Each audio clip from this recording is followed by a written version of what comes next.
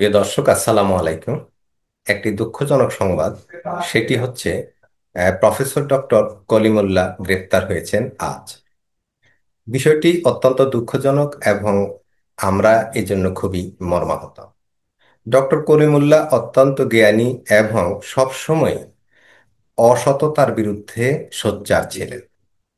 তিনি বিগত সরকারেরও কঠোর সমালোচক ছিলেন এবং 24 সালের নির্বাচনের আগে তিনি এই নির্বাচনটি যে আম, গ্রহণযোগ্য হবে না এবং সেই নির্বাচনে পরে আমরা তার নির্বাচনের আগে যেসব কথা তিনি বলেছেন, আমরা বাস্তবতার সাথে মিলিয়ে দেখেছি তার সবগুলো কথাই কিন্তু ফলে গেছে। সরকার বেশি দিন টিকতে পারেনি, সরকার কিন্তু শেষ পর্যন্ত পড়ে গিয়েছিল। তো নতুন সরকার গঠিত হওয়ার পরে আহ, এই সরকারেরও তিনি নানা অনিয়ম এবং স্বেচ্ছাচারিতার বিরুদ্ধে তিনি সোচ্চার ছিলেন। অত্যন্ত দেশপ্রেমিক একজন মানুষ।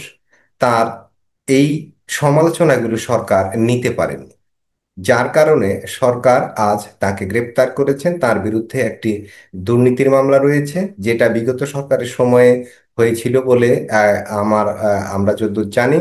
কিন্তু বিগত সরকার তার সমালোচনার পরেও ডক্টর করিমুল্লাহ স্যারকে কিন্তু গ্রেপ্তার করেননি, কখনোই তাকে অসম্মান করেননি।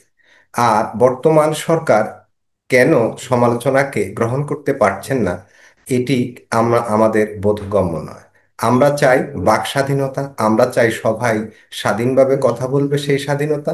এবং মুখে নয়, সরকার মুখে বলে সবাই স্বাধীন, আপনারা কথা বলুন, আমাদের সমালোচনা করুন, কিন্তু আমরা বাস্তবে কি দেখছি?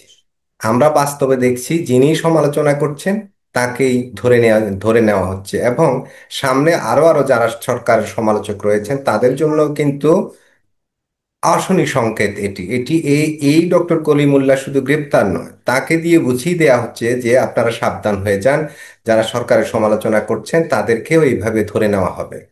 প্রিয় দর্শক, আমরা এর তীব্র নিন্দা জানাই। একজন সম্মানিত শিক্ষক, বরেণ্য একজন বুদ্ধিজীবী, তাকে এইভাবে অসম্মানজনকভাবে গ্রেপ্তার করে জেলে নিয়ে যাওয়ার তীব্র নিন্দা ও প্রতিবাদ জানাই। আপনারা যদি আমার সাথে একমত হন তাহলে অবশ্যই কমেন্টসে আপনাদের মতামত জানাবেন, এই আশা রাখছি।